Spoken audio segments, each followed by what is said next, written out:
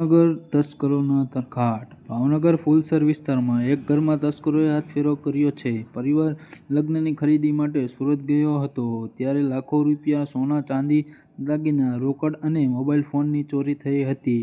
આ ઘટના 13 જાન્યુઆરી રાત્રિના સુમારે બની હતી.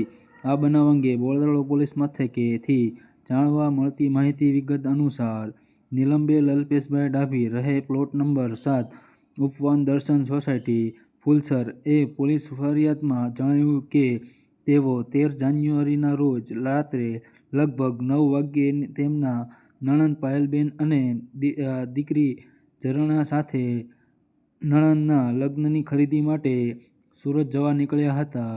ઘરના મુખ્ય દરવાજે અને બેડરૂમના દરવાજે તાળું મારી તેઓ રવાના થયા હતા.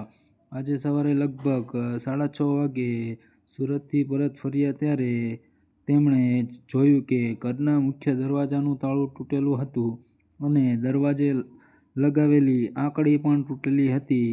અંદર જઈને જોતા બેડરૂમ તાળું પણ તૂટેલું હતું અને આ સામાન વેરવિખેર પડ્યો હતો.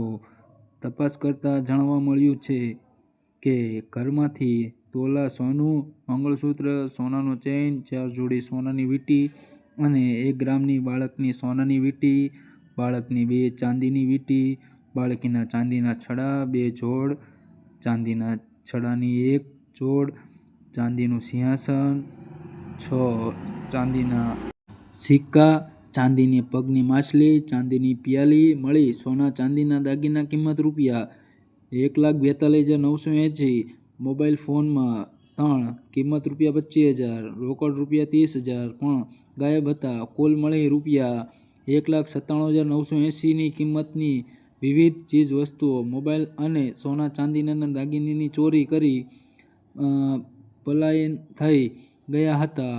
તેમજ ચોરો કપડાં સહિત ચણિયા ચોળી, શેરવાની, પેન્ટ કોટ, મકાનના દસ્તાવેજ, નકલ અને સોના ચાંદીના ઘરેણાં બિલ પણ લઈ ગયા હતા અને નીલમબેન પોલીસ સ્ટેશન પહોંચીને ફરિયાદ નોંધાવી હતી.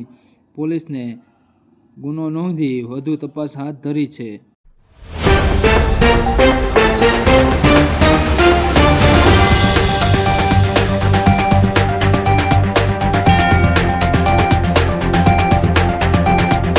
આપનું નામ?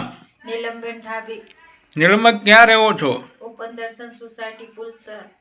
ને નીલમબેન શું ઘટના બની છે? અમારા ઘરમાં ચોરી થયા છે. ચોરીમાં શું શું વસ્તુ ગયેલ છે?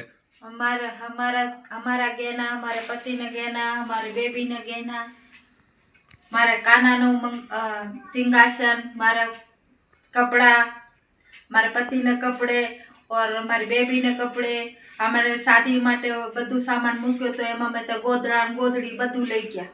બધું અમારા પૈસા લઈ ગયા, કેશ 50,000, પછી અમારી બેબીનો પૈસા હતા એ લઈ ગયા, ગુલ્લક ફોડીને લઈ ગયા, ગુલ્લક એક ઉપાડીને લઈ ગયા. આ વિશે બેન તમે પોલીસ ફરિયાદ કરી છે કે નથી કરી?